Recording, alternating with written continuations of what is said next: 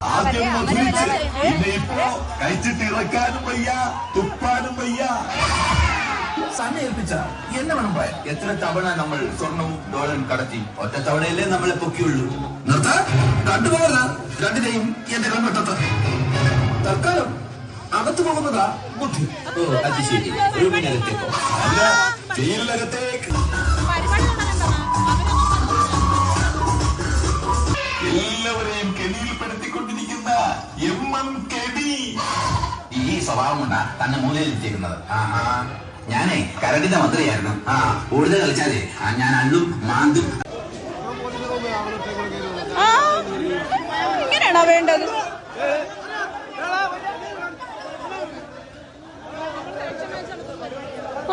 പിന്നെന്താ?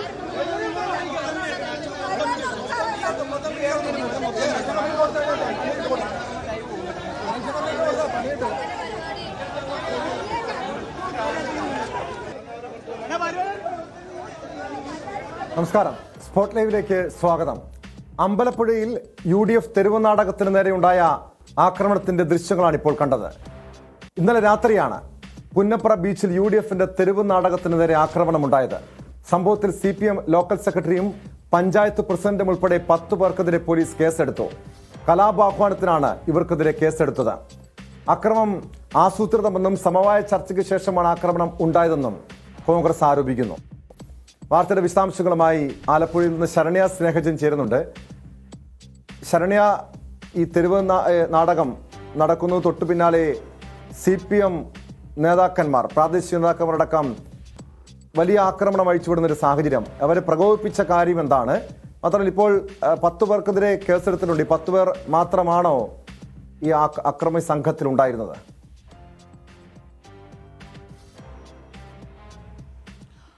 ടോം, ഈ പ്രശ്നങ്ങൾക്ക് തുടക്കമാകുന്നത് കഴിഞ്ഞ വിഷുദിനത്തിലാണ്. അതായത് UDFന്റെ സംസ്ഥാനം മുഴുവൻ സഞ്ചരിക്കുന്ന പ്രചാരണത്തിന്റെ ഭാഗമായുള്ള തെരുവ് നാടക സംഘം വിഷുദിനത്തിൽ അമ്പലപ്പുഴയിൽ പരിപാടി അവതരിപ്പിക്കാനായി എത്തിയിരുന്നു.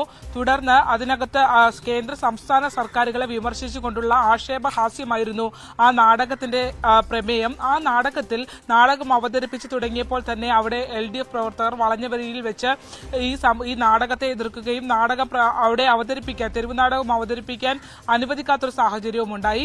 തുടർന്ന് അമ്പലപ്പുഴ പോലീസ് ഇടപെടുകയും അമ്പലപ്പുഴ പോലീസിന്റെ സമവായത്തിൽ അവർ നടത്തിയ ചർച്ചയുടെ അടിസ്ഥാനത്തിൽ ഒരു സമവായ നീക്കത്തിലേക്ക് കാര്യങ്ങൾ പോവുകയും ചെയ്തു. അതായത് ആവിഷ്കാര സ്വാതന്ത്ര്യവും ഒപ്പം തന്നെ ഇത്തരത്തിൽ പ്രചരണം നടത്താനും എല്ലാ മുന്നണികൾക്കും ഒരുപോലെ അവകാശമുണ്ട്. അത് തടയാൻ കഴിയുന്ന സാഹചര്യമല്ല എന്നുള്ള നിലപാട് പോലീസ് എടുത്തു. 2 വിഭാഗത്തിൽ നിന്നുമുള്ള നേതാക്കന്മാരെ പങ്കെടുപ്പിച്ചുകൊണ്ട് ചർച്ച നടത്തി ആണ് ഈ ഇത്തരത്തിൽ കാര്യങ്ങൾ പറഞ്ഞ് മനസ്സിലാക്കി ഈ നാടകം അവതരിപ്പിക്കാനുള്ള അവസരം UDFന് കൊടുക്കുന്നത്. പിന്നീട് ഇന്നലെ രാത്രി ആണ് ഈ നാടകം വീണ്ടും 7 മണിയോടുകൂടി വീണ്ടും വളഞ്ഞവഴി ജംഗ്ഷനിൽ വെച്ച് ഈ നാടകം അവതരിപ്പിക്കുന്നു. ഈ അവതരിപ്പിച്ച നാടകം തുടങ്ങി കുറച്ച് കഴിയുമ്പോഴത്തേക്കും അവിടെ അത്യാവശ്യം ആളുകളും പ്രചരണത്തിനായുള്ള ആളുകളും പ്രവർത്തകരും ഒക്കെ ഉണ്ട്. UDFന്റെ നല്ല പോലീസ് സന്നാഹം അവിടെ ഉണ്ട്. അവിടെ നാടകം ആരംഭിച്ച അല്പസമയം കഴിഞ്ഞതോടുകൂടി അവിടുത്തെ CPM പ്രവർത്തകരായ ആളുകൾ ഇരുമ്പ് വടികൾ ഉൾപ്പെടെ, നമ്മൾ ആ ദൃശ്യങ്ങൾ കൃത്യമായി കാണാം, ഒരു ഇരുമ്പ് ദണ്ഡാണ് ആ നാടകം തടസ്സപ്പെടുത്തുന്ന ആൾ ഇരുമ്പ് ദണ്ഡുമായാണ് ആ നാടകത്തിനുള്ളിലേക്ക്, ആ വേദിക്കുള്ളിലേക്ക് കയറുന്നത് എന്നുള്ളതാണ്. അതിനുശേഷം അവിടെ പോലീസ് ഇടപെട്ടു. പോലീസാണ് ഈ CPM പ്രവർത്തകരായ ആളുകളെ പിടിച്ചു മാറ്റിയിട്ടുള്ളത്. അതൊരു LC അംഗമാണ് അകത്തേക്ക് ആ ഇരുമ്പ് ദണ്ഡുമായി കയറിയത് എന്നുള്ളതാണ് പോലീസിൽ നിന്ന് നമുക്ക് ലഭ്യമായ വിവരം. ഈ സംഭവത്തിലാണ് ഇപ്പോൾ അമ്പലപ്പുഴ പോലീസ് കേസ് രജിസ്റ്റർ ചെയ്തിട്ടുള്ളത്. 10 പേർക്കെതിരെയാണ്, 10 CPM പ്രവർത്തകർക്കെതിരെയാണ് കേസെടുത്തിട്ടുള്ളത്. ഇതിൽ ഏറ്റവും പ്രധാനപ്പെട്ട കാര്യം CPMന്റെ ലോക്കൽ കമ്മിറ്റി സെക്രട്ടറി ഉൾപ്പെടെ പ്രതിയാണെന്നുള്ളതാണ്. വളഞ്ഞവഴി ലോക്കൽ കമ്മിറ്റി സെക്രട്ടറി ദിലീഷ്, ഒപ്പം തന്നെ CPMന്റെ അമ്പലപ്പുഴ വടക്ക് പഞ്ചായത്ത് പ്രസിഡന്റ് ഹാരിസ് ഉൾപ്പെടെയുള്ള 10 പേരാണ്. മറ്റ് CPM ലോക്കൽ കമ്മിറ്റി അംഗങ്ങളും ഒക്കെ അതിനകത്തുണ്ട്. ഇങ്ങനെ ഇത്രയും പേർ ഉൾപ്പെടുന്ന 10 പേരാണ് ഇപ്പോൾ പോലീസ് പ്രതി ചേർത്തുകൊണ്ട് കേസെടുത്തിരിക്കുന്നത്. ഇതിൽ ഏറ്റവും പ്രധാനമായി കോൺഗ്രസ് ഉന്നയിക്കുന്ന ഒരു കാര്യം, ഇലക്ഷൻ പ്രചരണത്തിൽ ആസൂത്രിതമായ ആക്രമണമാണെന്ന് കോൺഗ്രസ് ആരോപിക്കുന്നുണ്ട്. നമുക്ക് ആ ദൃശ്യങ്ങൾ ഇതേപോലെ സംഘടിച്ചെത്തുന്നു. പഞ്ചായത്ത് പ്രസിഡന്റും CPMന്റെ ലോക്കൽ സെക്രട്ടറിയും അക്രമത്തിന് നേതൃത്വം നൽകുന്നു. ഇത് കോൺഗ്രസ് ആരോപിക്കുന്നത് പോലെ ഒരു ആസൂത്രിതമായ ആക്രമണമാണ് എന്നതിനെ കാണേണ്ടതല്ലേ? മാത്രമല്ല, അവരെ പ്രകോപിപ്പിച്ച കാര്യം എന്താണ്? ഈ തെരുവ് നാടകത്തിന്റെ പ്രമേയമാണോ ഈ CPM പ്രവർത്തകരെ പ്രകോപിപ്പിക്കാനുള്ള കാരണം?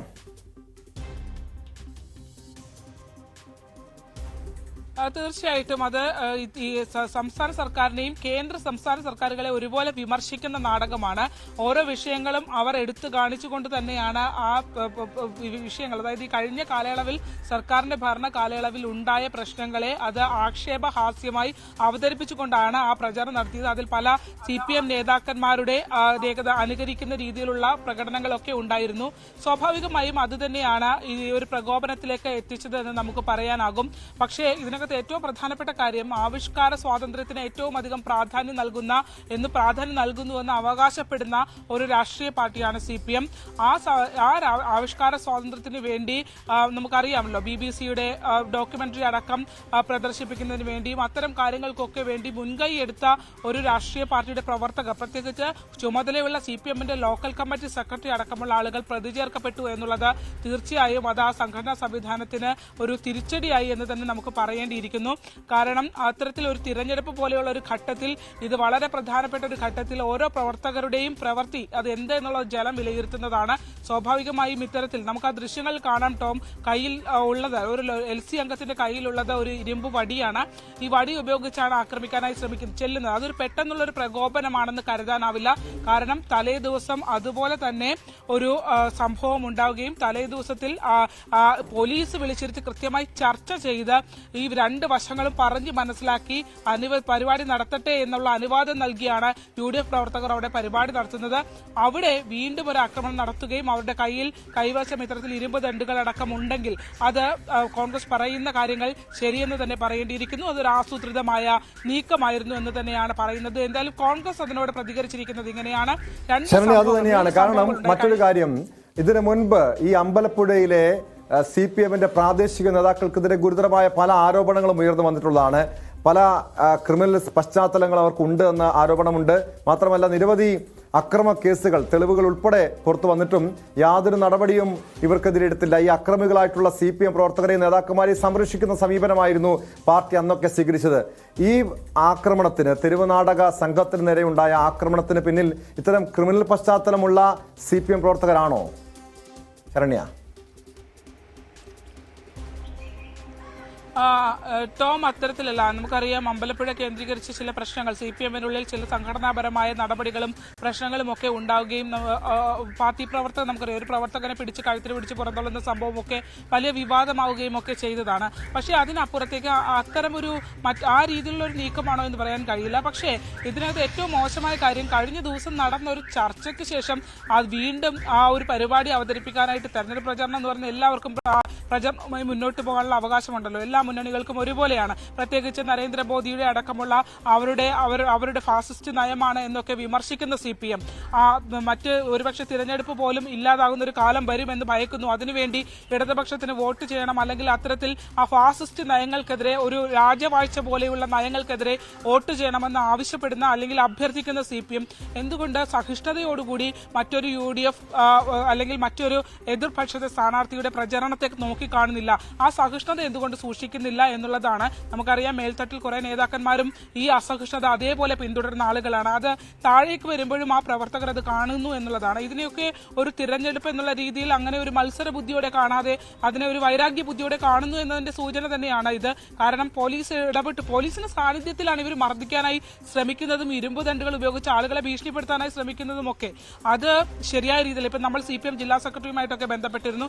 അദ്ദേഹം പറഞ്ഞത് ഇത് സംബന്ധിച്ച് നമുക്ക് വിവരം ഉണ്ടായിരുന്നില്ല, അത് പരിശോധിക്കും, അത് എന്തായാലും പാർട്ടിയുടെ നയമല്ല എന്നുള്ള രീതിയിൽ തന്നെയാണ് പറഞ്ഞിരിക്കുന്നത്. അതിനുശേഷം, ഇന്നലത്തെ സംഭവത്തിന് ശേഷം ഇന്ന് രാവിലെ ഇപ്പോൾ ആലിശ്ശേരിയിൽ തീർച്ചയായും ശരണ്യ പാർട്ടി അങ്ങനെ ന്യായീകരിക്കുന്നുണ്ട്. അതോടൊപ്പം ആലപ്പുഴ ആലിശ്ശേരി സക്കറിയ ബസാറിലെ UDF സ്ഥാനാർത്ഥി KC വേണുഗോപാലിന്റെ ഫ്ലെക്സ് ബോർഡുകൾ നശിപ്പിച്ചുവെന്ന വാർത്തകളും രാവിലെ പുറത്തു വന്നിരുന്നു. ശരണ്യ, ഇതിന് പിന്നിലും CPM എന്നാണോ, ഈ ഫ്ലെക്സ് ബോർഡുകൾ നശിപ്പിച്ചതിന് പിന്നിലും CPM എന്നാണോ കോൺഗ്രസിന്റെ ആരോപണം?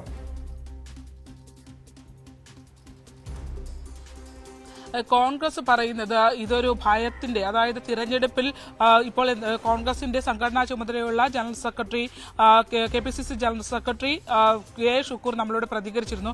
അദ്ദേഹം പറഞ്ഞത് ഇത് ഒരു ഭയം എവിടെയോ നിഴലിക്കുന്നുണ്ട് CPM-ന് അല്ലെങ്കിൽ LDF-ന്, അതുകൊണ്ടാണ് ഈ കാണിക്കുന്ന പരാക്രമങ്ങൾ എന്നുള്ള രീതിയിലാണ് കോൺഗ്രസ് പ്രതികരിച്ചത്. എന്തായാലും ഈ ഒരു തെരഞ്ഞെടുപ്പ് ഘട്ടത്തിൽ ഏറ്റവും പ്രധാനപ്പെട്ടതെന്ന് പറയുന്നത് നിർണായകമായ ഒരു തിരഞ്ഞെടുപ്പാണ്. പ്രത്യേകിച്ച് കനലൊരു തരി എന്നുള്ള രീതിയിൽ UDF-നെ സംബന്ധിച്ചിടത്തോളം അവരുടെ ഏറ്റവും പ്രധാനപ്പെട്ട നേതാവ് മത്സരിക്കുന്നു. അവർക്ക് വിജയത്തിൽ കുറഞ്ഞൊന്നും ചിന്തിക്കാൻ പോലും കഴിയില്ല. അതേ സമാനമായ സാഹചര്യം LDF-നും ഈ മണ്ഡലത്തിലുണ്ട്. കാരണം കഴിഞ്ഞ തവണ UDF മൊത്തത്തിൽ തൂത്തുവാരിക്കൊണ്ട് പോയപ്പോഴും കനലൊരു തരി എന്ന് പറഞ്ഞ് ചുവന്ന് നിന്ന മണ്ഡലമാണ് ആലപ്പുഴ. ആ ആലപ്പുഴയുടെ ഇടതുപക്ഷ ചായ്വുള്ള മണ്ഡലം അല്ലെങ്കിൽ ഇടത് മണ്ഡലം എന്നുള്ള രീതിയിൽ അഭിമാന പുരസ്കാരം അത്തരം അഭിമാനത്തോടുകൂടി ഇടതുപക്ഷം ഉയർത്തി കാണിക്കുന്ന ഒരു മണ്ഡലത്തിൽ അവിടെയും അവർക്കും അതൊരു തോൽവി എന്നുള്ള കാര്യം ഒരിക്കലും ചിന്തിക്കാൻ കഴിയില്ല. അതുകൊണ്ട് അത്ര സംഘടനാ വർക്ക് എല്ലാ പാർട്ടികളും NDAക്ക് ശോഭാ സുരേന്ദ്രൻ നല്ല മത്സരം നടക്കുന്ന ഒരു സ്ഥലമാണ്. അവിടെ ഓരോ പ്രവർത്തകരുടെയും ഇത്തരം പ്രവർത്തികൾ ഉൾപ്പെടെയുള്ള കാര്യങ്ങൾ വോട്ടർമാർ വിലയിരുത്തുന്നുണ്ട് എന്നുള്ള ചിന്ത ഉണ്ടായിരുന്നുവെങ്കിൽ ഒരുപക്ഷെ CPM-ന്റെ പ്രവർത്തകരുടെ ഭാഗത്തുനിന്ന് അത്തരമൊരു കാര്യം ഉണ്ടാവില്ല. കാരണം ഒരു പൊതുനിരത്തിൽ നടക്കുന്ന ഒരു പരിപാടിക്ക് നേരെ ഒരു അക്രമം അഴിച്ചുവിടുമ്പോൾ ഇതൊക്കെ നോക്കിക്കാണുന്ന ജനം, ഒരു വിഭാഗം ജനങ്ങൾ ഈ പരിപാടികൾ കാണാനായി നിൽക്കുന്നവരടക്കം എങ്ങനെ വിലയിടും എന്നുള്ള കാര്യം കൂടി ചിന്തിക്കാത്ത അപക്വമായ ഒരു പെരുമാറ്റം എന്നുള്ള രീതിയിൽ തന്നെയാണ് പാർട്ടി കേന്ദ്രങ്ങളും അതിനെ വിലയിരുത്തുന്നത്.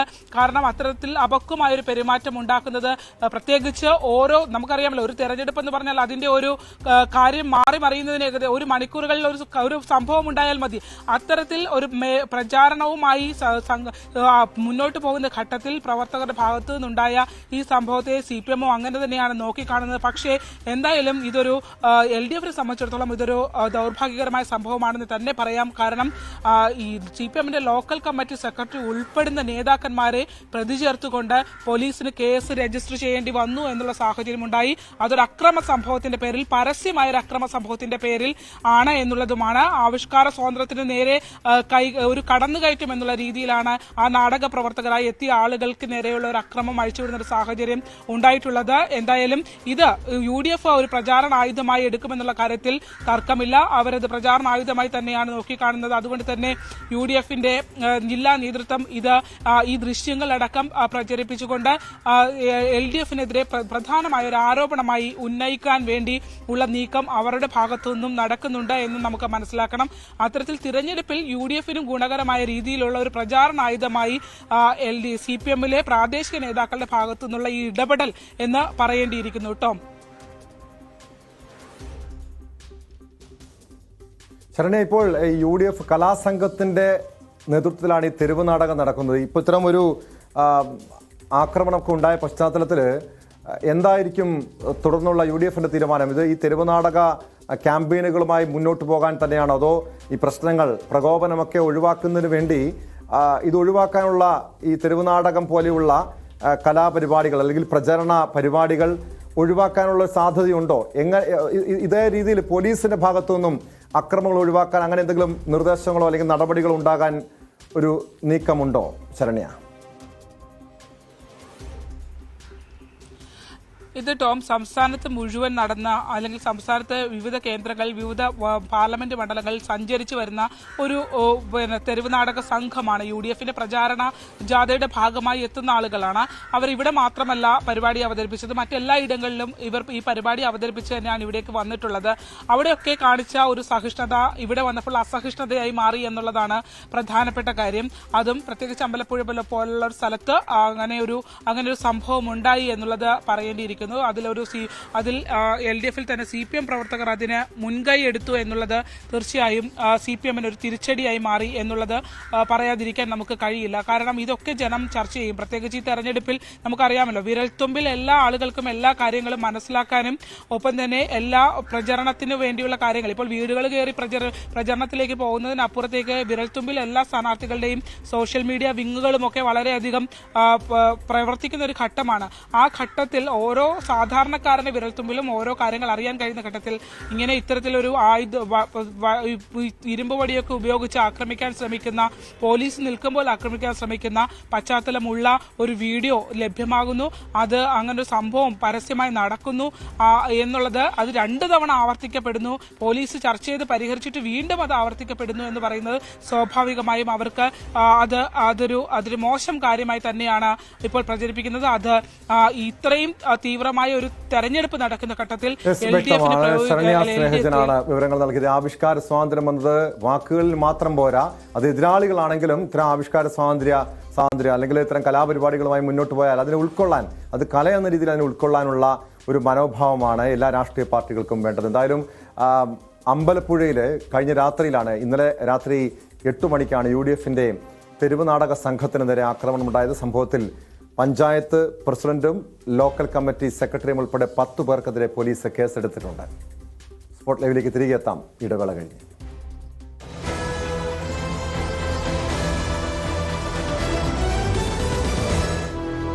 വീട്ടിൽ ആർക്കെങ്കിലും രോഗം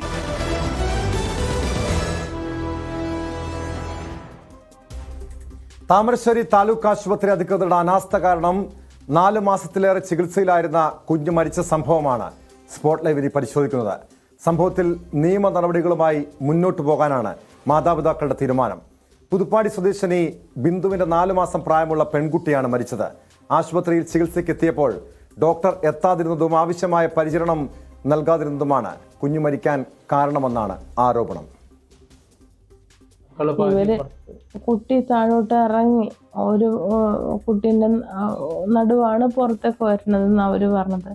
കുട്ടീന്റെ പകുതി ഭാഗം പുറത്തേക്ക് വന്നപ്പോ അവര് എന്താ ചെയ്ത വെച്ചാൽ ആ കുട്ടീനെ ഉള്ളിലേക്ക് തന്നെ തള്ളി കയറ്റി വെച്ചിട്ട് ഞാൻ അടിയിൽ കൊടുത്ത പാവാട അത് അവർ കട്ട് ചെയ്തിട്ട് ഇങ്ങനെ മനസ്സാകുമ്പോഴൊക്കെ സ്ത്രീകൾ ഉടുക്കുന്ന മാതിരി അവരത് വലിച്ചു കെട്ടി കൊടുത്ത് ടൈറ്റാക്കി വെച്ചിട്ട് എന്നോട് പറഞ്ഞു പുഷ് ചെയ്യരുത്, പുഷ് ചെയ്ത് കഴിഞ്ഞാൽ കുഞ്ഞ് പുറത്തേക്ക് വരും. അപ്പം ഞാൻ നിങ്ങളിത് അഴിക്കി, എനിക്ക് കുഞ്ഞ് പുറത്തേക്ക് വരുന്നുണ്ട്, നിങ്ങളിത് അഴിച്ചു തരാൻ പറഞ്ഞു.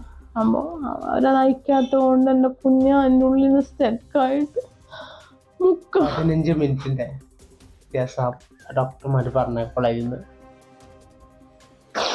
എൻ്റെ കുഞ്ഞ് 4 മാസം വെന്റിലേറ്റർ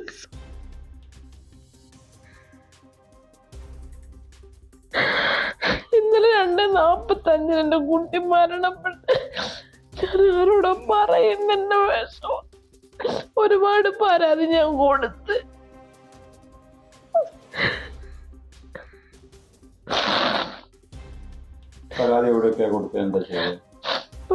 ഞങ്ങൾ DMOക്ക് കൊടുത്ത്, പിന്നെ വടകര റൂറൽ SP കൊടുത്ത്, ആരോഗ്യമന്ത്രിക്ക് കൊടുത്ത്, താമരശ്ശേരി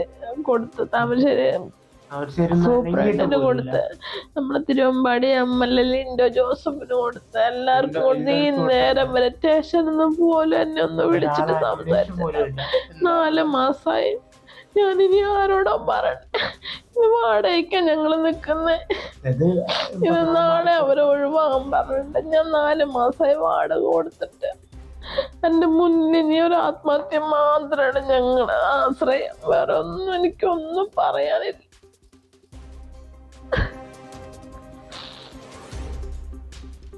സിദ്ദിഖ് പന്നൂർ ചേരുന്നു താമരശ്ശേരിയിൽ നിന്നും വാർത്തയുടെ വിവരങ്ങളുമായി.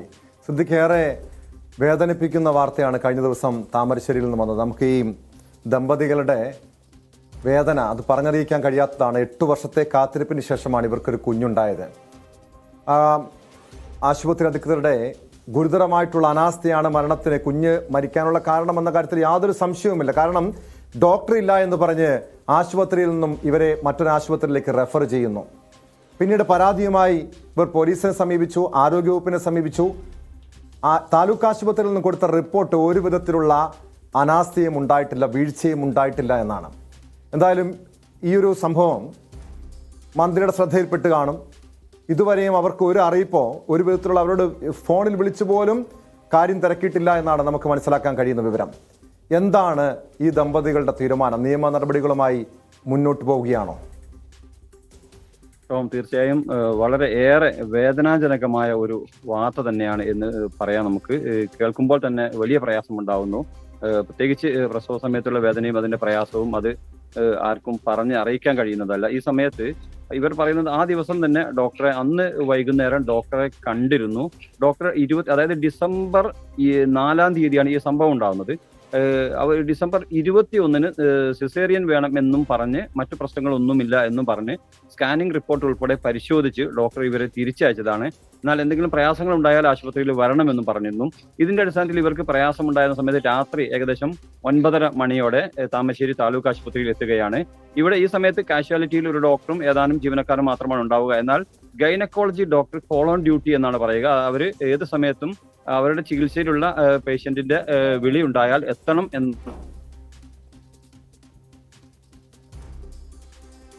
എന്നാണ് ഇതിലെ നിയമം. ഒരു ഡോക്ടർ ഓരോ ദിവസവും ഈ ചികിത്സയിൽ ഉണ്ടായിരുന്ന ഇവരെ ചികിത്സിച്ചിരുന്ന ഡോക്ടറാണ്. ആ ഡോക്ടറെ വിളിച്ച സമയത്ത് വരാൻ കഴിയില്ല എന്നും ഇവരെ മെഡിക്കൽ കോളേജിലേക്ക് അയക്കണമെന്നും പറഞ്ഞു. എന്നാൽ ഇവർ പറയുന്നത് ഇവർ ചോദിച്ചൊന്നും കോളേജിലോ മറ്റോ പോകേണ്ടതുണ്ടോ? കാരണം 17 വർഷങ്ങൾക്ക് ശേഷമാണ് വിവാഹം കഴിഞ്ഞ് 17 വർഷത്തിന് ശേഷമാണ് ഇവർ ഗർഭിണിയാവുന്നത്, ഇവർക്കൊരു കുഞ്ഞ് ഉണ്ടാവുന്നത്. അപ്പൊ അതുകൊണ്ട് തന്നെ എന്തെങ്കിലും പ്രയാസങ്ങൾ ഉണ്ടാവുമോ എന്ന ഒരു ആശങ്കയിൽ മെഡിക്കൽ കോളേജിലൊക്കെ മറ്റോ പോകേണ്ടതുണ്ടോ എന്ന് ചോദിച്ച സമയത്ത് യാതൊരു പ്രയാസവും ഇല്ലാന്ന്, ഞാനില്ല ഇവിടെ ഒരു പ്രശ്നവുമില്ല എന്നും സ്കാനിംഗ് റിപ്പോർട്ടുകളെല്ലാം 100% ഓക്കെയാണ്, മറ്റൊരു പ്രയാസവും ഇല്ല എന്നും ഇവരെ അറിയിച്ചതാണ്. എന്നാൽ ഈ ദിവസം ഡോക്ടർ അവിടെ ഇല്ലായിരുന്നു. ഡോക്ടർ വിളിച്ച സമയത്ത് ഇവരെ കോളേജിലേക്ക് റെഫർ ചെയ്യാൻ ഡോക്ടർ പറഞ്ഞു എന്നാണ് ഇവർ പറയുന്നത്.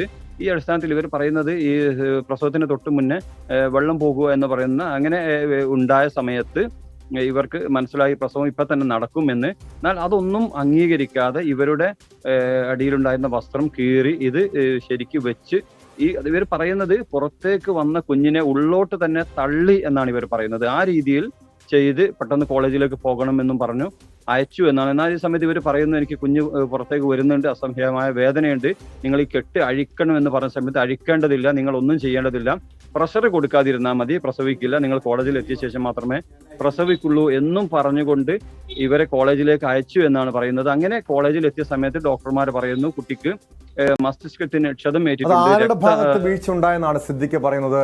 ആ സമയത്ത് ഡോക്ടർമാരും ഇല്ലായിരുന്നോ? ഇത് നേഴ്സുമാരാണോ ഇങ്ങനൊരു തീരുമാനമെടുത്തത്? ഇവരെ മെഡിക്കൽ കോളേജിലേക്ക് പറഞ്ഞയച്ചത് നേഴ്സുമാരാണ്? അത് ഏതെങ്കിലും ഗുരുതരമായ സാഹചര്യം, ഈ കുഞ്ഞിന് ഒരു ഗുരുതരമായ സാഹചര്യം ഉണ്ട് എന്ന് കരുതി പറഞ്ഞയച്ചതായിരുന്നോ? മറ്റൊരു ആശുപത്രിയിലേക്ക് ഇവരെ പറഞ്ഞു വിട്ടതാണോ? അല്ല, ഈ ഗൈനക്കോളജി ഡ്യൂട്ടിയിൽ വിളിച്ചിട്ട് വരേണ്ട ഗൈനക്കോളജി ഡോക്ടർ വരാത്തതിനെ തുടർന്ന് അവർ രാത്രിയിലായതുകൊണ്ട് വരാതെ, അതായത് ഇവർ ഫോണിൽ വിളിച്ചാൽ വരണം എന്നതാണ് നിയമം. ആശുപത്രിയിൽ ഈ സമയത്ത് കാഷ്വാലിറ്റിയിൽ ഒരു ഡോക്ടറും ഏതാണ്ട് നഴ്സുമാരും മാത്രമാണ് ഉണ്ടാവുക. എന്നാൽ ഗൈനക്കോളജി വിഭാഗത്തിൽ ഡോക്ടർ ഒഴികെയുള്ള ജീവനക്കാർ ഉണ്ടാവും. എന്നാൽ ഈ ഡോക്ടർ വരാത്തത് കൊണ്ട് തന്നെ ഈ സാഹചര്യം കൈകാര്യം ചെയ്യാൻ കഴിയില്ല എന്ന് നഴ്സുമാർ മനസ്സിലാക്കിയ അടിസ്ഥാനത്തിൽ ഡോക്ടറുടെ നിർദ്ദേശപ്രകാരം ഇവർ കോളേജിലേക്ക് പറഞ്ഞയക്കുകയാണ് ഉണ്ടായത്. എന്നാൽ കോളേജിലേക്ക് യാത്ര ചെയ്ത് പോകാൻ പറ്റിയ സാഹചര്യത്തിൽ അല്ലായിരുന്നു എന്നതാണ് ഏറ്റവും പ്രധാനപ്പെട്ട ഒരു വിഷയം. അതുപോലും ശ്രദ്ധിക്കാതെ, അല്ലെങ്കിൽ ആ ഒരു സാഹചര്യം പോലും മനസ്സിലാക്കാതെ അവിടെ ഉണ്ടായിരുന്ന അത്യാഹിത വിഭാഗത്തിലുള്ള ഒരു സാധാ ഡോക്ടറാണ്. എന്നാൽ അവർ നിർദ്ദേശത്തിന്റെ അടിസ്ഥാനത്തിൽ എത്തേണ്ടിയിരുന്ന ഗൈനക്കോളജി ഡോക്ടർ എത്തിയില്ല.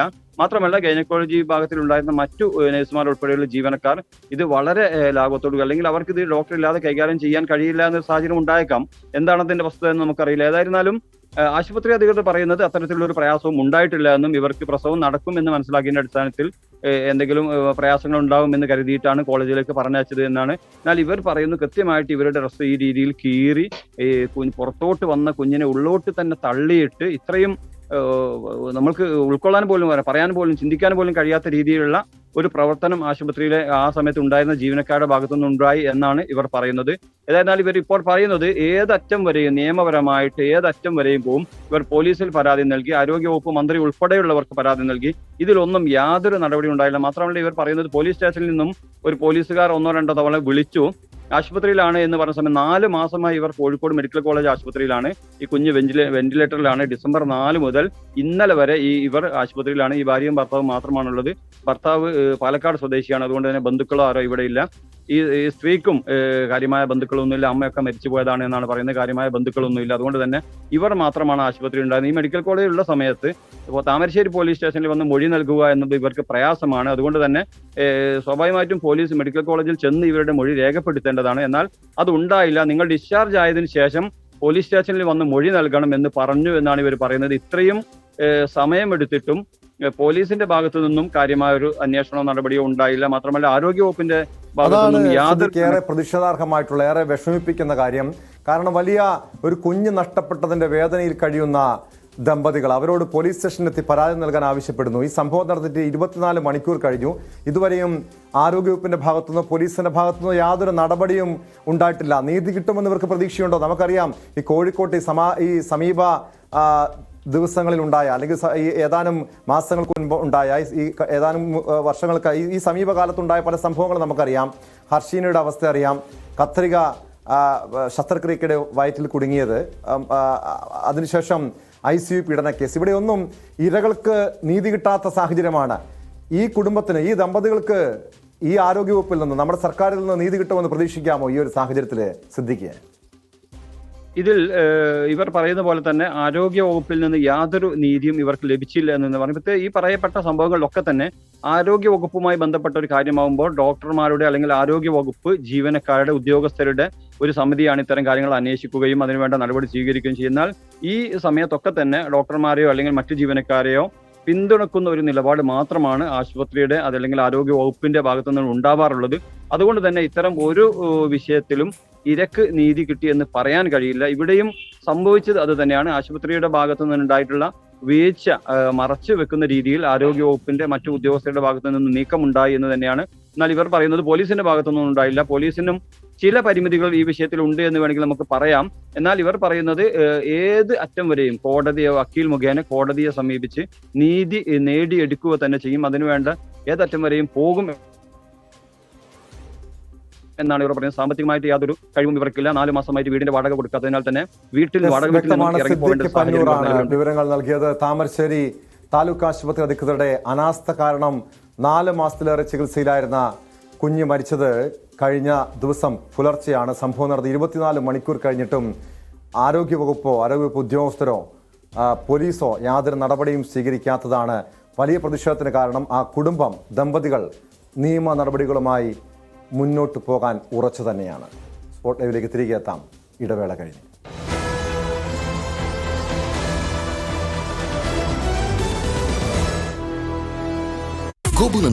എങ്ങനെയെല്ലാം എടുക്കാൻ പറ്റും?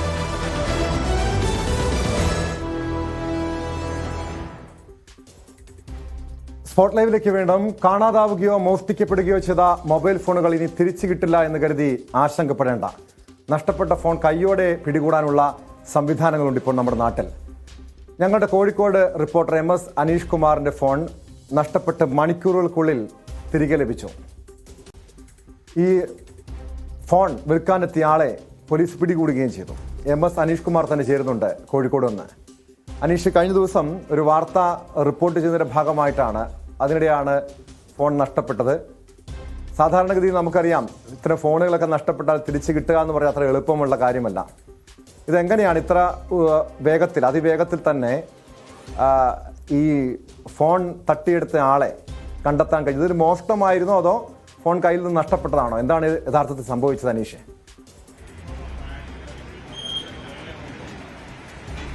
ടോമോ, ഇന്നലെ കോഴിക്കോട് ബീച്ചിൽ രാഹുൽ ഗാന്ധിയുടെ തെരഞ്ഞെടുപ്പ് പ്രചാരണ പരിപാടി ഉണ്ടായിരുന്നു. ആ പരിപാടിയിൽ പങ്കെടുത്ത ശേഷം മടങ്ങുന്നതിനിടെയാണ്, ഷാഫി പറമ്പിലുമായി ഒന്ന് കൂടിക്കാഴ്ചയ്ക്ക് നിൽക്കുന്നതിനിടെയാണ് വലിയ ഒരു തിരക്കും അവിടേക്ക് വന്നത്. പെട്ടെന്ന് ഫോൺ കയ്യിൽ നിന്ന് തെറിച്ചു പോകുന്നത് മാത്രമാണ് കണ്ടത്. പക്ഷേ ആ തറയിലേക്ക് വീഴുന്നുണ്ടോ എന്ന് നോക്കിയപ്പോൾ ആ ഫോൺ വീഴുന്നതായി കാണാൻ കഴിഞ്ഞില്ല. അപ്പോൾ തന്നെ മറ്റൊരു ഫോണിൽ നിന്നും വിളിച്ചെങ്കിലും ആ ഫോൺ കോൾ അറ്റൻഡ് ചെയ്യുന്നില്ല. 15 മിനിറ്റോളം തുടർച്ചയായി നമ്മൾ ആ ഫോണിലേക്ക് കോൾ വിളിച്ചെങ്കിലും ആ ഫോൺ അറ്റൻഡ് ചെയ്യാതെ വരികയും പിന്നീട് ഫോൺ സ്വിച്ച് ഓഫ് മോഡിലേക്ക് മാറ്റുകയുമാണ് ഉണ്ടായത്. അപ്പോൾ തന്നെ നമുക്ക് തോന്നി എന്തെയോ കാര്യങ്ങൾ നടക്കുന്നത്, വഴിയിൽ വീണു പോയതോ അല്ലെങ്കിൽ ആരെങ്കിലും ചവിട്ടി മെതിച്ച് കളഞ്ഞതൊന്നും അല്ലെന്ന് മനസ്സിലായി. തുടർന്ന് നമ്മൾ ഈ വെള്ളയിൽ പോലീസ് സ്റ്റേഷനിൽ പോയി ആ രാത്രി തന്നെ പരാതി നൽകുകയും ചെയ്തു. ഇതിനുശേഷമാണ് ഇന്ന് രാവിലെ നമ്മുടെ ഒരു സുഹൃത്ത് വഴി പറഞ്ഞത്, ഈ മൊബൈൽ ടെക്നീഷ്യൻസ് അസോസിയേഷൻ്റെ ഭാരവാഹികളെ ബന്ധപ്പെട്ടാൽ അവർ അവരുടെ ഗ്രൂപ്പുകൾ, സംസ്ഥാനത്തുടനീളമുള്ള ഗ്രൂപ്പുകളിലേക്ക് അവർ മെസ്സേജുകൾ ഫോർവേഡ് ചെയ്യുമെന്ന് അറിയിച്ചു. ഇതേ തുടർന്ന് രാവിലെ തന്നെ നമ്മൾ ഇവരുടെ ഒരു ഭാരവാഹിക്ക്, ഈ പാലക്കാട്ടുള്ള സദാം എന്നയാൾക്ക് ഈ മെസ്സേജ് കൈമാറുകയുണ്ടായി. അതിനുശേഷം ആ മെസ്സേജ് അദ്ദേഹം വളരെ പെട്ടെന്ന് കോഴിക്കോട് ജില്ലയിലെ ഈ സംഘടനയുമായി ബന്ധപ്പെട്ട് ഭാരവാഹികൾക്ക് കൈമാറുന്നു. അതിനുശേഷം ആ നമ്പർ കറങ്ങി ഈ കോഴിക്കോട്ടെ തന്നെ ഏറ്റവും വലിയ അധികം മൊബൈൽ ഫോണുകൾ വിൽക്കുന്ന ഒരു ഇടമാണ് ഈ ഗൾഫ് ബസാർ എന്ന സ്ഥലം. ഇവിടുത്തെ 119 നമ്പർ ഷോപ്പിലേക്ക് ഈ മൊബൈൽ ഫോണുമായി ഒരാൾ രാവിലെ തന്നെ എത്തുകയാണ്. നമുക്ക് കാണാം. ഈ കടയിലേക്കാണ് മൊബൈൽ ഫോണുമായി ഒരാൾ എത്തിയത്. അതിനുശേഷമുള്ള കഥ നമുക്ക് എന്തായാലും ഇവിടുത്തെ ആളുകളോട് ടെക്നീഷ്യൻ ചോദിക്കാം. എങ്ങനെയാണ് ആ ഫോൺ നിങ്ങളുടെ അടുത്ത് വന്നത്? നിങ്ങൾ എങ്ങനെയാണ് തിരിച്ചറിഞ്ഞത്? അല്ല, അവർ സെയിൽ ചെയ്യാൻ വേണ്ടി വന്നതാണ്. സെയിൽ ചെയ്യാൻ വേണ്ടി വന്ന സമയത്ത് നമ്മൾ നോക്കുമ്പോൾ ലോക്ക് അവർക്ക് അറിയില്ല. ലോക്ക് അറിയാത്തപ്പോൾ ചോദിച്ച സമയത്ത് നമുക്ക് ഓൾറെഡി ഗ്രൂപ്പിൽ മെസ്സേജ് വരും. മെസ്സേജ് വരുന്ന സമയത്ത് ചെക്ക് ചെയ്ത സമയത്ത് IMEI നമ്പറിൽ ഓൾറെഡി ഗ്രൂപ്പിലുണ്ട്. ഇപ്പോഴാണ് ഇങ്ങനെ നമ്മൾ കോൺടാക്ട് ചെയ്തത്. അപ്പോൾ തന്നെ നിങ്ങൾക്ക് മനസ്സിലായി? മനസ്സിലായി. ഓൾറെഡി ഗ്രൂപ്പിൽ മെസ്സേജ് വന്നിട്ടുണ്ട്. ഇതാണെന്നുള്ള ഡീറ്റെയിൽസ് ഓൾറെഡി എവിടെ മിസ്സായതുണ്ട്. IMEI നമ്പർ കാര്യങ്ങളൊക്കെ നമുക്ക് ഗ്രൂപ്പിൽ ഓൾറെഡി വന്നിട്ടുണ്ട്. അപ്പോൾ എന്തായാലും അപ്പോൾ തന്നെ കസ്റ്റമർ നമ്പർ തന്നെ ഉണ്ടല്ലോ, അങ്ങനെ തന്നെ വിളിച്ചതാണ്. വളരെ ലഘുവാണ്. കാരണം ഇന്ന് രാവിലെ തന്നെ ഇവരുടെ യൂണിയനിൽ അല്ലെങ്കിൽ ഇവരുടെ സംഘടനയുമായി ബന്ധപ്പെട്ട ആളുകളിലേക്ക് മെസ്സേജ് വന്ന് ഈ മിസ്സിംഗ് ഫോണുകൾ കണ്ടെത്താനായി വിപുലമായ ഗ്രൂപ്പുകൾ തന്നെ ഈ മൊബൈൽ ടെക്നീഷ്യന്മാരുടെ നേതൃത്വത്തിലുണ്ട്. നമ്മോടൊപ്പം ഈ കേരള മൊബൈൽ ഫോൺ ടെക്നീഷ്യൻസ് യൂണിയൻ്റെ പ്രസിഡന്റ് CTU നൗഫലുണ്ട്. എങ്ങനെയാണ് നിങ്ങളുടെ ഈ സംവിധാനം പ്രവർത്തിക്കുന്നത്? എൻ്റെ ഫോൺ വളരെ, അതായത് ഇന്നലെ രാത്രി 9 മണിക്ക് പോകുന്നു, രാവിലെ 10 മണിയാകുമ്പോൾ മൊബൈൽ ലഭിക്കും. താങ്കളാണ് എന്നെ രാവിലെ വിളിച്ചു പറഞ്ഞത്. അതെ, നമ്മുടേത് മൊബൈൽ ഫോൺ ടെക്നീഷ്യൻസ് യൂണിയന്റെ മാത്രമല്ല, നമ്മുടെ ഗൾഫ് ബസാർ അസോസിയേഷന്റെ പ്രസിഡന്റാണ് തൗസീഫ്. ഞങ്ങൾ 2017 മുതൽ പ്രവർത്തിച്ചു വരുന്ന ഗ്രൂപ്പാണ്. ആ ഗ്രൂപ്പിൽ മിസ്സിംഗ് ഫോണുകളുടെ അപ്ഡേറ്റുകൾ നമ്മളതിനകത്ത് വരാറുണ്ട്. ആളുകൾ നഷ്ടപ്പെട്ടത് റിപ്പോർട്ട് ചെയ്യാറുണ്ട്. റിപ്പോർട്ട് ചെയ്യുന്നത് അപ്പോൾ തന്നെ നമ്മുടെ ഗ്രൂപ്പിൽ അപ്ഡേറ്റ് ചെയ്യും.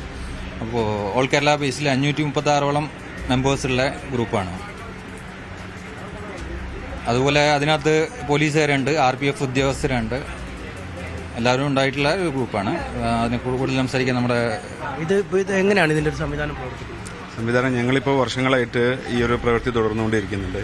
ഇത് ഞങ്ങളെ സംബന്ധിച്ചിടത്തോളം ഞങ്ങൾക്ക് ഒരു ബിസിനസ് നഷ്ടപ്പെടുന്ന ഒരു കാര്യമായിട്ടാണ് ഇതുള്ളത്. പക്ഷേ ഇത് നഷ്ടപ്പെടുന്ന ആളുകളുടെ ഒരു വിഷമങ്ങളും മറ്റും മനസ്സിലാക്കി ഞങ്ങൾ ഇതിനൊരു ടീമായിട്ട് തന്നെ ആളുകളെ നിയോഗിച്ച് ഈ മിസ്സാവുന്ന ഫോണ് കണ്ടെത്താൻ വേണ്ടിയിട്ട് ഞങ്ങളൊരു സംവിധാനം തന്നെ ഇവിടെ ഉണ്ടാക്കി.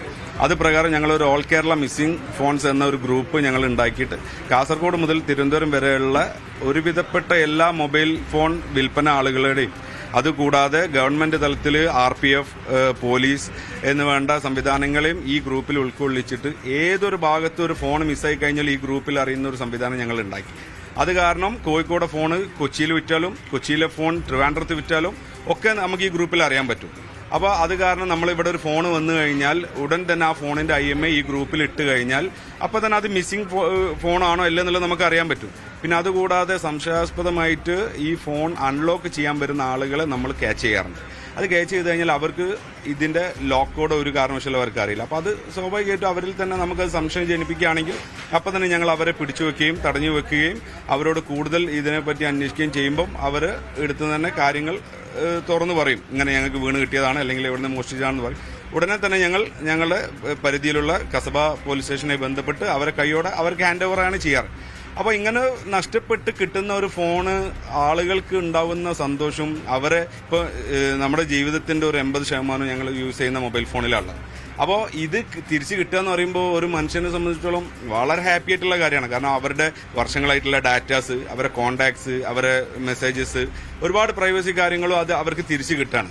അപ്പോൾ അത് ഞങ്ങളെ സംബന്ധിച്ചിടത്തോളം ഞങ്ങൾക്ക് കിട്ടുന്ന ഏറ്റവും വലിയ ഒരു അംഗീകാരം അതാണ്. കാരണം കിട്ടുന്ന ആളുകൾ പറയുന്ന അവരുടെ സന്തോഷങ്ങളും കാര്യങ്ങളും അവർ ഒരുപാട് ആളുകളായിട്ട് അത് ഷെയർ ചെയ്യുന്നു.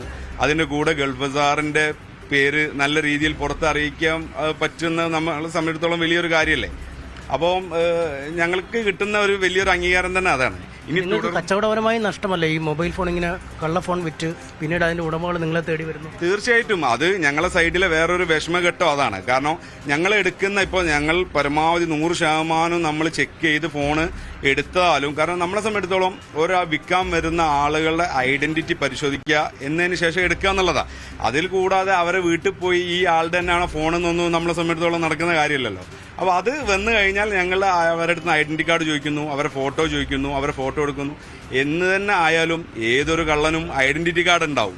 അതിലപ്പുറത്തേക്ക് പരിശോധിക്കാൻ നമ്മളെ സംബന്ധിച്ചിടത്തോളം നമുക്കത് കഴിയില്ല. കാരണം അത് നമ്മളെ സംബന്ധിച്ചിടത്തോളം ഒരു വെല്ലുവിളി തന്നെയാണ്. അപ്പോൾ അത് അങ്ങനെ എടുത്താലും ചിലപ്പോൾ ഈ ഫോൺ മോഷ്ടിച്ച ഫോണാണെങ്കിൽ പോലീസ് പിന്നീട് IMI പ്രകാരം അത് ട്രേസ് ചെയ്ത് വന്നു കഴിഞ്ഞാൽ ഓരോ ഷോപ്പിൽ നിന്ന് ആ ഫോൺ കണ്ടെടുത്തവർ കൊണ്ടുപോയി കഴിഞ്ഞാൽ ഞങ്ങളെ സംബന്ധിച്ചിടത്തോളം നഷ്ടം തന്നെയാണ്. ആ പൈസ പിന്നീട് നമുക്ക് കിട്ടുന്ന ഒരു സംവിധാനം ഇതുവരെ വന്നിട്ടില്ല. അത് ഞങ്ങൾ പോലീസ് അധികാരികളുമായിട്ട് സംസാരിച്ചുകൊണ്ടിരിക്കുന്നത്. ചില പോലീസ് സ്റ്റേഷനുകളിൽ നിന്ന് നമ്മുടെ വളരെ അനുഭവപൂർവ്വമായിട്ട് അവർ ഈ ഫോൺ മോഷ്ടിച്ച ആളെ കയ്യിൽ നിന്ന് ഞങ്ങൾക്ക് കാശ് വാങ്ങിത്തരാൻ ശ്രമിക്കാറുണ്ട്. അത് പല പോലീസ് ഉദ്യോഗസ്ഥരും വളരെ നല്ല രീതിയിൽ ഞങ്ങളുടെ അടുത്ത് സപ്പോർട്ട് ചെയ്യുന്നുണ്ട്. ആ കാര്യത്തിൽ ചില കേസിൽ പോവും. പിന്നെ ഈ കച്ചവടമില്ലാത്ത സമയത്ത് ഇതൊരു വെല്ലുവിളി തന്നെയാണ്. പിന്നെ വേറൊരു കാര്യം, ഈ ഫോൺ തിരികെ ലഭിക്കുന്നത് മാത്രമല്ല, നിങ്ങൾ പറയുന്നത് കൊലക്കേസുകൾ പോലും ചിലപ്പോൾ ഇത്തരം ഫോൺ, അതെങ്ങനെയാണ് അതിന്റെ? തീർച്ചയായിട്ടും ഇവിടെ നമ്മുടെ ഈ മാർക്കറ്റ് വെച്ച് നോക്കുകയാണെങ്കിൽ തന്നെ ഞങ്ങൾക്ക് ഒരുപാട് അനുഭവങ്ങളുണ്ട്. ഇപ്പൊ അടുത്ത് തന്നെ ഒരു മർഡർ കേസ് ഈ ഇവിടെ ഫോൺ വിറ്റതുമായിട്ട് ബന്ധപ്പെട്ട ഒരു മർഡർ കേസ് തന്നെ തെളിഞ്ഞിട്ടുണ്ട്. അതുകൂടാതെ പോലീസ് ആളുകൾ പോലും മിസ്സിംഗ് ആയ കേസ് വരെ ഞങ്ങൾ ഇവിടെ നിന്ന് പിടിച്ചിട്ടുണ്ട്. പിന്നെ അതുകൂടാതെ ഇതിന് മുന്നേ ഒരു ക്ഷേത്രത്തിൽ നിന്ന് ഒരു വിഗ്രഹം മോഷ്ടിച്ച കേസ്, 1 കോടിയോളം രൂപ വരുന്ന ഒരു വിഗ്രഹം മോഷ്ടിച്ച കേസ്, അതും ഇവിടെ തന്നെയാണ് തെളിഞ്ഞത്. അപ്പൊ ഇതൊക്കെ മർഡർ കേസ് എങ്ങനെയാണ് നിങ്ങൾക്ക് പിടികിട്ടിയത്? മർഡർ കേസ് എന്ന് പറഞ്ഞാൽ ഈ ആള് മർഡർ ചെയ്ത് കഴിഞ്ഞതിന് ശേഷം ഈ ആള് മിസ്സിംഗ് ആയിരുന്നു. ഈ മിസ്സിംഗ് ആയി കുറച്ച് ആഴ്ചകൾ കഴിഞ്ഞതിന് ശേഷം ഈ ആൾ ഇവിടെ ഫോൺ വിൽക്കാൻ വന്ന IMI ട്രേസ് ചെയ്ത് പോലീസ് എത്തിയ സമയത്ത് ഈ ആളാണ് മർഡർ ചെയ്തതെന്ന് പോലീസ് ഇവിടുന്ന് വെരിഫൈ ചെയ്യാനുണ്ടായത്. അപ്പോൾ അതൊക്കെ ഞങ്ങൾ കേൾക്കുമ്പോൾ വലിയൊരു കാര്യമാണ് നമ്മൾ ചെയ്തതെന്നുള്ള ഒരു സന്തോഷം നമുക്ക് എല്ലാവർക്കും ഉണ്ട്. ഇവിടെ എല്ലാവരും അതിന് സപ്പോർട്ടിംഗ് ആണ്. എല്ലാവരും ഒരു വിഷയം വന്നു കഴിഞ്ഞാൽ ആ കാര്യത്തിൽ ഉണ്ടാവും. അതൊക്കെ നമ്മളെ കമ്മിറ്റിനെ സംബന്ധിച്ചിടത്തോളം വലിയൊരു സന്തോഷം. ഇനി ഫോൺ നഷ്ടപ്പെട്ടാൽ നിങ്ങൾ ഈ ഓരോ ജില്ലയിലും ഇതിന്റെ ഭാരവാഹികളും അതിലെ മൊബൈൽ ഷോപ്പ് ഉടമകൾ തന്നെ ഉണ്ടാവും അല്ലെ? ഷോപ്പ് ഉടമകളെ ബന്ധപ്പെട്ടാലും മതി, പെട്ടെന്ന്, വളരെ പെട്ടെന്ന്. എങ്ങനെ അതിന്റെ? അതെ, ഇപ്പോ ഈ ചാനലിന്റെ റിപ്പോർട്ടറെ ഫോൺ എന്നെ ഇന്നലെ പോയതായിട്ട് ഇപ്പൊ സംസാരിക്കുന്നത് നിങ്ങളുടെ ഫോൺ എന്നെ പോയതായിട്ട് ബന്ധപ്പെട്ടിട്ടാണല്ലോ ഞങ്ങൾ ഇവിടെ എത്തിയത്. അപ്പോൾ ഇന്നലെ നിങ്ങളുടെ ഫോണ് പോയി എന്ന് 10 മണിക്ക് രാവിലെ മിസ്സിംഗ് ഗ്രൂപ്പിൽ വന്നു. 10:20 വെറും 20 മിനിറ്റ് കൊണ്ടാണ് ഞങ്ങൾ ഈ ഫോൺ പിടിച്ചത്. അപ്പോൾ ഇതൊക്കെയാണ് ഞങ്ങൾക്കുള്ള സന്തോഷം. അപ്പോൾ നിങ്ങളെ സംബന്ധിച്ചിടത്തോളം നിങ്ങൾക്ക് ഒരുപാട് ഡാറ്റാസ് തിരിച്ച് കിട്ടുക എന്ന് പറയുമ്പോൾ നിങ്ങളുടെ സന്തോഷം നമ്മൾ ഇന്ന് കണ്ടു. അപ്പോൾ അതുപോലെ 100 കണക്കിന് ആഴ്ചയിൽ ഒരു 25ഓളം ഫോണെങ്കിലും ഇവിടെ വിൽക്കാൻ വരുന്ന, ഈ മോഷ്ടിച്ച ഫോൺ വിൽക്കാൻ വരുമ്പോൾ ഞങ്ങൾ പിടിക്കാറുണ്ട്. അപ്പോൾ നമുക്കുള്ള ഒരു സന്തോഷം എന്ന് പറയുന്നത് അതാണ്. ഇനി തുടർന്നും വളരെ ആധുനികമായ രീതിയിൽ ഫോണുകൾ എങ്ങനെ കണ്ടെത്താം എന്നുള്ളത് ഞങ്ങൾ പ്ലാൻ ചെയ്തുകൊണ്ടിരിക്കുകയാണ്. കാരണം ഒരു ഫോൺ പോയി കഴിഞ്ഞാൽ ആദ്യം പോലീസ് സ്റ്റേഷനിലേക്കാണ് നമ്മളടക്കം പോവുക. ഈ പോയി കഴിഞ്ഞ് 10,000 കേസുകൾ സൈബർ സെല്ലിൽ ഫോൺ മിസ്സിംഗ് ആയത് ഇപ്പോഴും കിടക്കുകയാണ്. കാരണം ഡിപ്പാർട്ട്മെന്റിനെ സംബന്ധിച്ചിടത്തോളം അതിനൊരു കാലതാമസം സ്വാഭാവികമായിട്ടും വരും. കാരണം അത്രയും കേസുകൾ ഒരുമിച്ച് ഒരിക്കലും എടുക്കാൻ കഴിയില്ല. അപ്പോൾ അതിനേക്കാൾ വേഗത്തിലാണ് ഇപ്പോൾ ഇങ്ങനെ ഒരു സംവിധാനത്തിലൂടെ പൊതുജനങ്ങൾക്ക് അവരുടെ നഷ്ടപ്പെട്ട ഫോൺ കിട്ടുന്നത് എന്നുള്ളതാണ് അതിന്റെ വലിയൊരു യാഥാർത്ഥ്യം. ടോം, അത് തന്നെയാണ്. ഒരു ഫോൺ നമ്മൾ നഷ്ടപ്പെട്ടാൽ ആദ്യം ഞാനും പോയത് പോലീസ് സ്റ്റേഷനിലേക്കാണ്, പിന്നീട് സൈബർ സെല്ലിനെ ബന്ധപ്പെടുന്നു, ആ രീതിയിലൊക്കെ പോകുന്നു. പക്ഷേ ഏതെങ്കിലും അടുത്ത് മൊബൈൽ ഷോപ്പ് ഉണ്ടെങ്കിൽ, അല്ലെങ്കിൽ അവിടെ ഇത്തരം ഗ്രൂപ്പുകളിൽ അംഗങ്ങളായ ടെക്നീഷ്യന്മാരുണ്ടെങ്കിൽ അവരുമായി ബന്ധപ്പെട്ടാൽ അവർ വളരെ പെട്ടെന്ന് തന്നെ ഈ കേരളത്തിൽ എമ്പാടുമുള്ള ഗ്രൂപ്പുകളിലേക്ക് ഇത് ഇടുകയും ഓരോ മൊബൈൽ ഷോപ്പിലും ഇത് വിൽക്കാൻ ഇന്നോ നാളെയോ മറ്റന്നാളോ അടുത്ത ദിവസങ്ങളിലൊക്കെ എൻ്റെ ഫോൺ വെറും 20 മിനിറ്റ് കൊണ്ട് ലഭിച്ചു എന്നാണ് ഇദ്ദേഹം പറയുന്നത്. അതുപോലെ 1, 2, 3, 4, 5 ദിവസമൊക്കെ കഴിഞ്ഞാലും ഇവർ കൃത്യമായ പരിശോധനകൾ നടത്തി മാത്രമാണ് ആ ഫോൺ വാങ്ങുക. അതായത് വിൽക്കണമെന്ന ലക്ഷ്യത്തോടുകൂടി മോഷ്ടിക്കുകയോ അല്ലെങ്കിൽ വീണ് കിട്ടിയെടുത്തുനിന്ന് വിൽക്കാനായി കൊണ്ടുവരികയോ ചെയ്യുകയാണെങ്കിൽ ഉറപ്പായും ഇവർക്ക് കണ്ടെടുക്കാൻ പറ്റും. അത് ആളുകളെ സംബന്ധിച്ചിടത്തോളം പുതിയ അല്ലെങ്കിൽ കുറച്ച് ആളുകൾക്ക് അറിയാമെങ്കിലും പരക്കെ തീർച്ചയായും വാക്കുകളിൽ സന്തോഷമുണ്ട്. കാരണം ആ അസോസിയേഷന്റെ അദ്ദേഹം സൂചിപ്പിച്ചതുപോലെ, പ്രസിഡന്റ് സൂചിപ്പിച്ചതുപോലെ, ഒരു ഫോൺ നഷ്ടപ്പെടുമ്പോൾ അതിന്റെ ആ ഫോണിന്റെ വിലയേക്കാളപ്പുറം അതിൻ്റെ അകത്തെ ഡേറ്റാസ്, നമ്മുടെ കോണ്ടാക്റ്റുകൾ, നിർണായകമായിട്ടുള്ള ചില വാർത്തയുമായി ബന്ധപ്പെട്ട ചില ദൃശ്യങ്ങളും ചിത്രങ്ങളൊക്കെ നമ്മുടെ ഫോണിൽ ഉണ്ടാകും. അത് നഷ്ടപ്പെടുക എന്നതാണ് ഏറ്റവും ബുദ്ധിമുട്ടുണ്ടാക്കുന്ന, പ്രയാസപ്പെടുത്തുന്ന കാര്യം. സ്വാഭാവികമായും ആ ഫോൺ തിരിച്ചു കിട്ടിയത് ഒരു വലിയ കാര്യം തന്നെയാണ്. ഈ അസോസിയേഷനെ പ്രത്യേകം അഭിനന്ദിക്കേണ്ട കാര്യം തന്നെയാണ്. കാരണം പോലീസിന്റെ സംവിധാനം പോലെ തന്നെ ഒരു വലിയ കൃത്യമായ ഇടപെടലുകൾ ഇവർ നടത്തുന്നു എന്നത് അഭിനന്ദിക്കണം. അതോടൊപ്പം അറിയേണ്ടത് അനീഷ്, ഈ ഫോൺ ഇവിടെ വിൽക്കാൻ എത്തിച്ച വ്യക്തിയെക്കുറിച്ചാണ്. മോഷ്ടമായിരുന്നു ഇയാളുടെ ലക്ഷ്യം? പോലീസിന്റെ ചോദ്യം ചെയ്യലിൽ ഇതുമായി ബന്ധപ്പെട്ട കാര്യങ്ങൾ പങ്കുവെക്കുന്നുണ്ടോ? ഏതെങ്കിലും സ്ഥിരം മോഷ്ടാവാണോ പിടിയിലായ?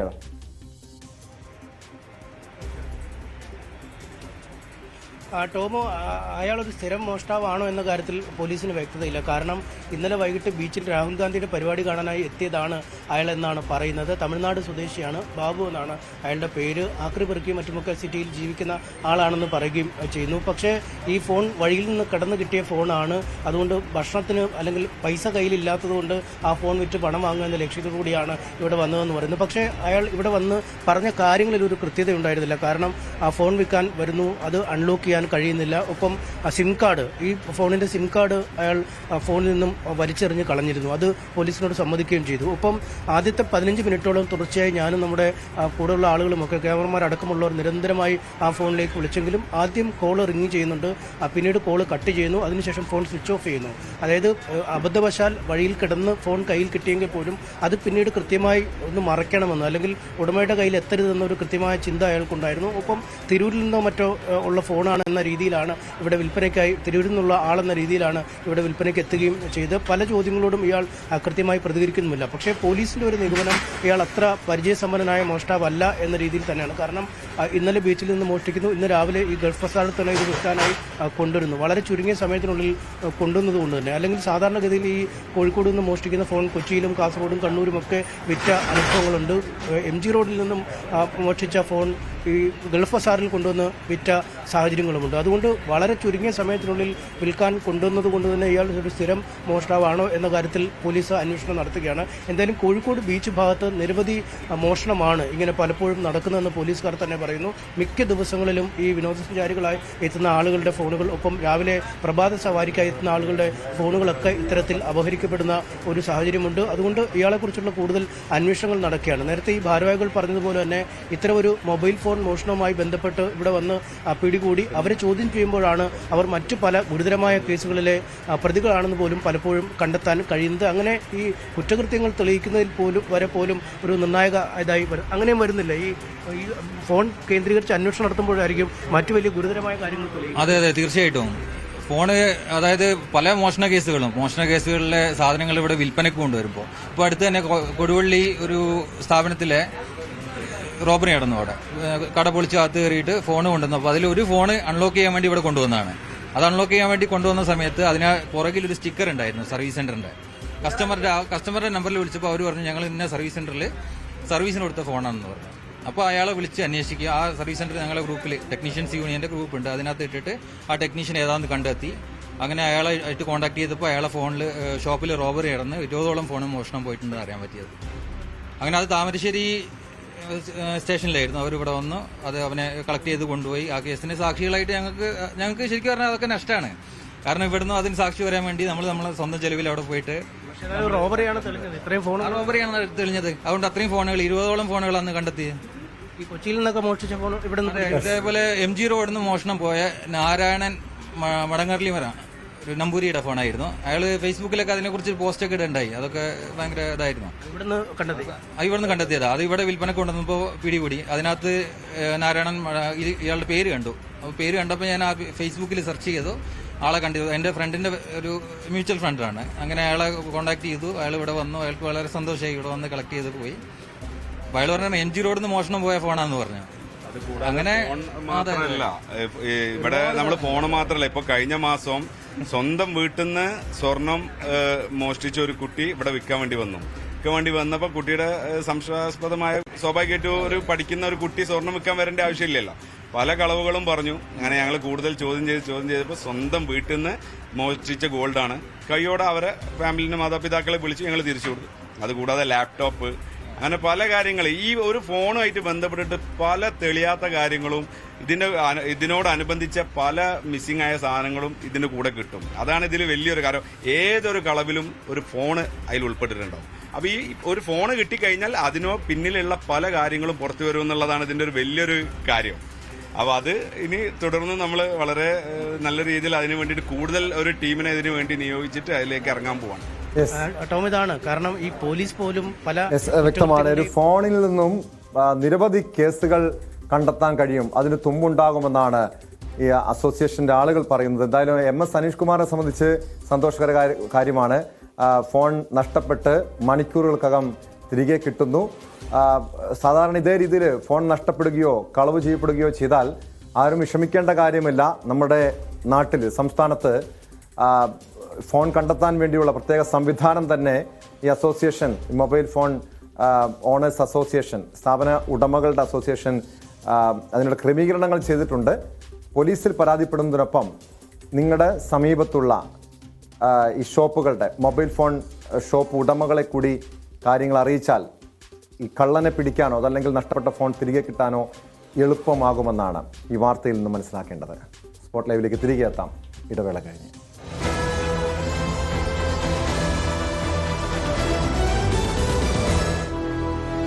വീട്ടിൽ ആർക്കെങ്കിലും രോഗമുണ്ടായി തീരുമാനിക്കപ്പെടേണ്ട വിഷയമാണ്. അതിനുശേഷം മാത്രമേ അതുമായി ബന്ധപ്പെട്ട് കാര്യങ്ങളിലേക്ക് കടക്കാൻ പറ്റൂ. ഏതായാലും ഞാനതിൽ ആവർത്തിച്ച് വ്യക്തമാക്കുന്നത്, കരുവന്നൂർ ബാങ്കിലെ നിക്ഷേപകർക്ക് ഒരാശങ്കയും ഉണ്ടാകേണ്ടതില്ല. ആ നിക്ഷേപം മുഴുവൻ സാധാരണഗതിയിൽ ആവശ്യപ്പെടുമ്പോൾ തിരിച്ചു കൊടുക്കുന്ന നിലയിലേക്ക് തന്നെ എത്തും.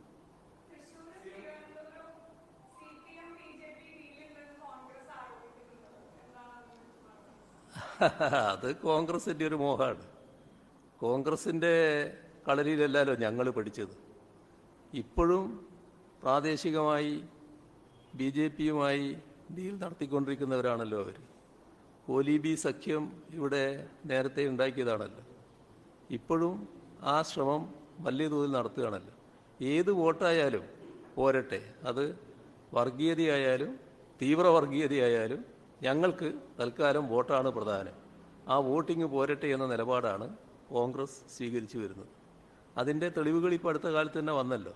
അപ്പോൾ അങ്ങനെയുള്ള ഒരു രാഷ്ട്രീയ ചെറ്റത്തരം കാണിക്കുന്നൊരു പാർട്ടിയല്ല CPIM. CPIM എന്താണോ നാട്ടിൽ പറയുന്നത് അത് മാത്രമേ സാധാരണഗതിയിൽ ഞങ്ങൾ നടപ്പാക്കാറുള്ളൂ. 4 വോട്ടിന് വേണ്ടി മറ്റെന്തെങ്കിലും നിലപാടെടുത്ത് ഞങ്ങൾ പോകാറില്ല. ആരെയും പ്രീണിപ്പിക്കാനും തയ്യാറാകാറില്ല. BJPയെ അതിനിശിതമായി വിമർശിക്കുന്ന നിലപാട് ഞങ്ങൾ സ്വീകരിക്കുമ്പോൾ തന്നെ ഈ കേരളത്തിൽ BJP നിലപാടിനോടൊപ്പം നിന്നുകൊണ്ട് കോൺഗ്രസ് പ്രവർത്തിച്ച അനുഭവം നമുക്ക് ധാരാളമുണ്ട്. നമ്മുടെ നാടിൻ്റെ പ്രശ്നങ്ങളിലടക്കം അത്തരം കാര്യങ്ങളിൽ BJP ഗവൺമെൻറ്റിനോടൊപ്പമാണ് കോൺഗ്രസും കേരളത്തിലും ജയിച്ചു പോയ UDFൻ്റെ കൂടെയുള്ള 18 അംഗ സംഘമായ MP-മാരും പ്രവർത്തിച്ചിട്ടുള്ളത്. ആ അനുഭവത്തിൽ നിന്നാണ് കേരളം ഇനി ഈ കേരള വിരുദ്ധ സമീപനക്കാരെ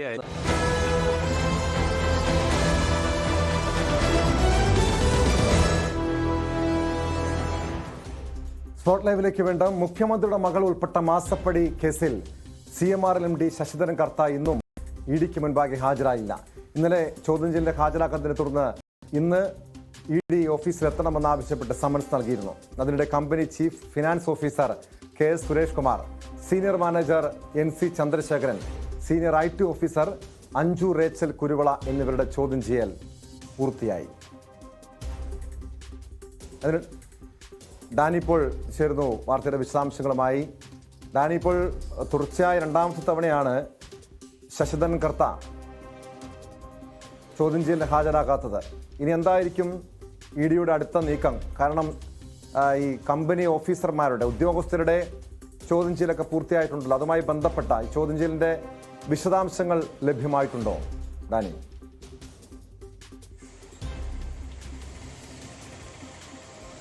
ടോം, മാസപ്പടി കേസിൽ ED നടപടികൾ കർശനമാക്കിക്കൊണ്ട് മുന്നോട്ട് പോവുകയാണ്. അതുകൊണ്ട് തന്നെയാണ് CMRL MDക്ക് തുടർച്ചയായ 2ാം വട്ടവും 2ാം ദിവസം തന്നെ നോട്ടീസ് നൽകുന്നത്. ഇന്നും അദ്ദേഹം ഹാജരായില്ല.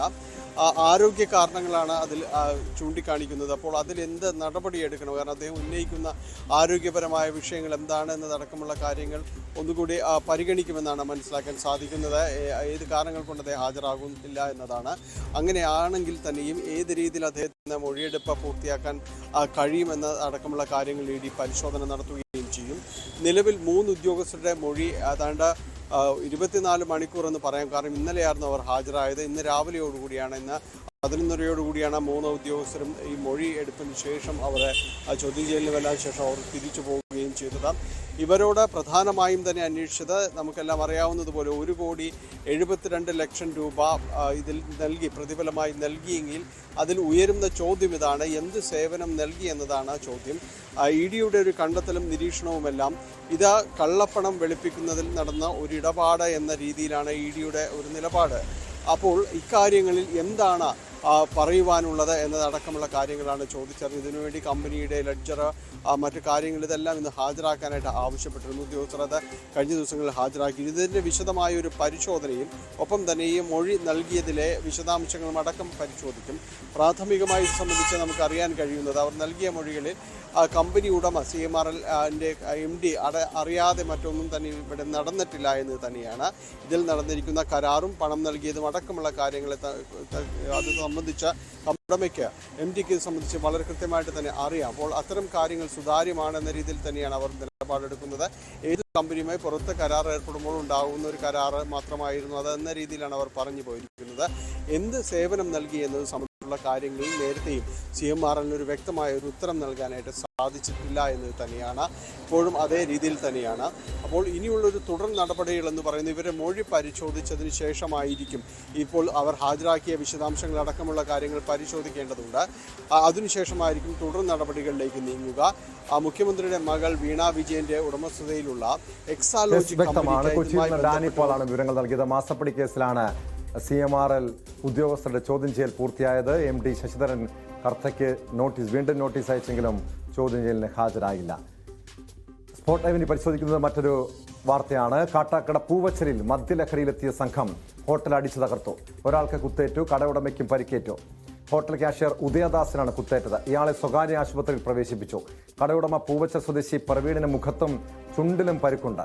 ഭക്ഷണം കഴിച്ചുകൊണ്ടിരുന്നവർക്കും മർദ്ദനമേൽക്കുകയും ഇവർ ഇറങ്ങിയോടുകയുമായിരുന്നു. വാർത്തയുടെ വിശദാംശങ്ങളുമായി അഭിലാഷ് മോഹൻ ചേരുന്നുണ്ട്.